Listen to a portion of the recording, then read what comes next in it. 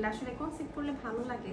আজকে 5 জন 6 জনের কনসেপ্ট করছে, তার মধ্যে 4 জনেরই 1 মাসে আর 2 জনের হচ্ছে 2 মাস, মানে তারা আবার শুধু ওষুধ খেয়েছে আর কি, ইনজেক্টেবল না।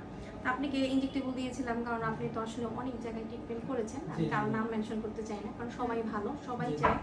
আসলে আমার মনে হয় প্রতিটা ডাক্তারই আসলে রুগী ভালো চায়, কেউ কারো খারাপ চায় না। এখন হচ্ছে আল্লাহ হচ্ছে একটা হলো মাধ্যম, একটা উসিলার মাধ্যমে কারোর কাছে গেলে দেখা যায় যে হয়ে যায়, এটা আমিও বিশ্বাস করি।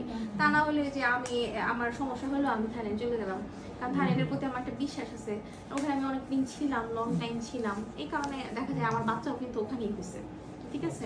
তো এখন যার যেখানে বিশ্বাস, যার যেখানে যাওয়া পসিবল, সে তো সেখানেই যাবে, এরকম একটা ব্যাপার আছে। তো যাই হোক, আপনি ওষুধ লিখে দিলাম, আর যেগুলো বললাম কাঁচা পেঁপে, পাকা পেঁপে, গাজর, আনারস, সেগুলো খাবেন না। আর যেহেতু অনেকদিন পরে বাবু কনসেপ্ট করছে, অবশ্যই জার্নি করবেন না, ভারী কাজ করবেন না, ঠিক আছে? ঠিক আছে, ইনশাল্লাহ 1 মাস পরে হার্টবিট দেখতে পাবো, ঠিক।